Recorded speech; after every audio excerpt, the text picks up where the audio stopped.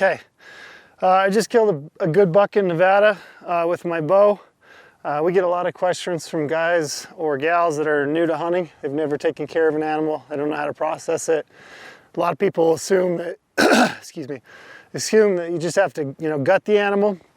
So I'm going to run you through the gutless method, which is essentially just pulling the four quarters off, the backstraps, the tenderloins, and the inner tenderloin, and then also the neck meat. Right now what I'm going to run you through is how to get the backstraps out. So the backstraps are these two hunks of meat. It's probably some of the best cuts on the animal. Those are your steaks, really tender, good eating. But this is how you get the backstraps out.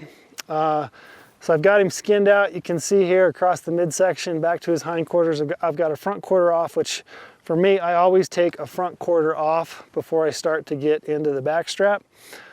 So at this point, you can see I've got this layer here that kind of goes over the top of the backstrap. And what I like to do is just take my knife and cut into it and kind of fold this layer back so that I can see that backstrap.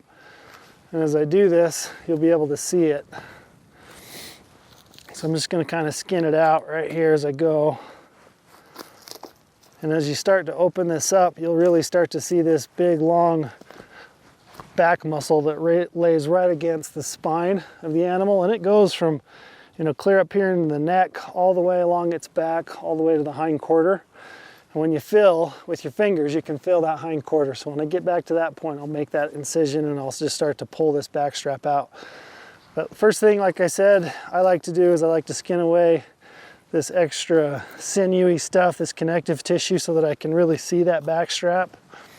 And then after that, what you do is you're just going to lay your knife against the rib and kind of work it, or you can start right along the spine and make that incision along the back of the spine, make your cut at the end, and then just start working it from the inside along the ribs all the way to the front, and then cut it off. It's a pretty simple process. Like I said, first step is really just cutting away this connective tissue so you can see that backstrap and you can get access to it. And it's a big hunk of meat. Mule deer's got a big backstrap. Elk have giant backstraps. Moose, absolutely giant backstraps. But like I said, you want to make sure that you get that meat out because it is your best steak, some of your best steaks anyway, on the animal. So you can kind of see that backstrap now all along that back of that animal, and you got two of them. You got one on each side of the spine. So now I've got that kind of skinned out. I can see it. I'm going to find that hip joint. I'm just going to work right along the hip joint, make that incision down through the back strap, and you'll feel it hit ribs. As you hit those ribs, you just kind of start to work it. And like I said, there's two ways you can do it. You can either work along the spine first, or you can work along the ribs first. I'm just going to work along these ribs from the inside. And it just kind of fillets right out.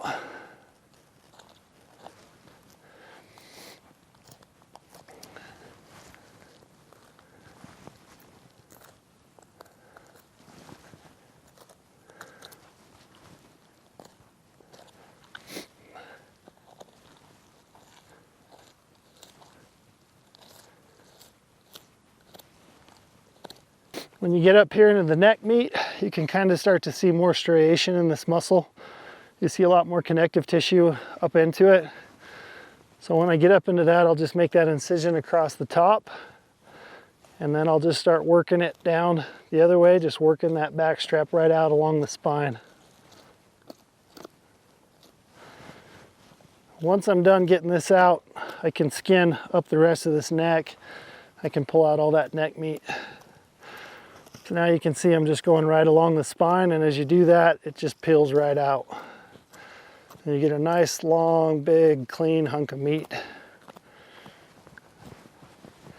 On an elk or a bigger animal like a moose, it helps to have a buddy. So your buddy can hold this back strap, keep it out of the dirt.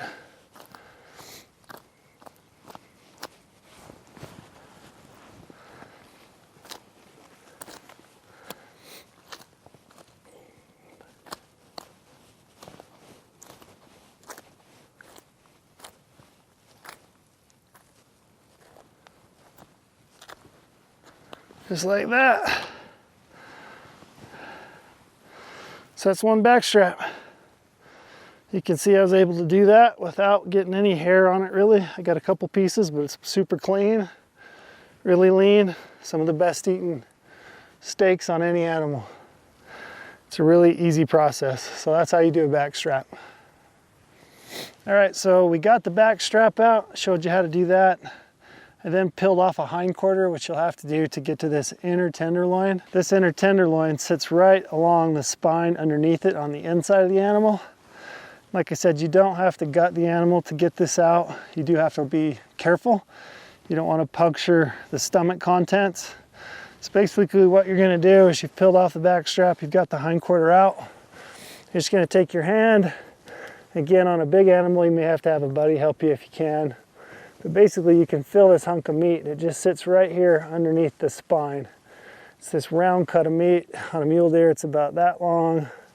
It's maybe that big around. And those are great little medallions. Those are good little steaks. So you want to make sure that you get it. But basically what you're going to do, very lightly, a light hand is your best friend when you're trying to get these out or trying to skin an animal. So basically you're just going to kind of slice this connective tissue between the stomach, kind of lining of the stomach, and then this tenderloin. This tenderloin is like super tender, which is why it's called a tenderloin, but you can essentially kind of cut it at both ends and then just almost work it out with your hands. I'm just going to kind of peel away this connective tissue right here, and you can see that muscle being exposed right in there. And again, light hand.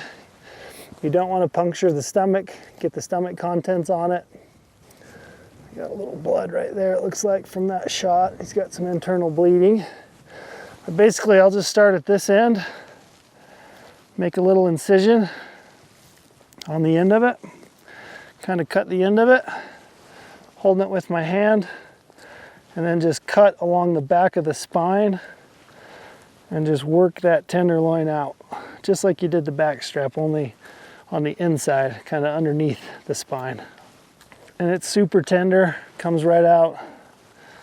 You just got to be careful you don't cut that contents of the stomach, because you don't want any of that to taint your meat.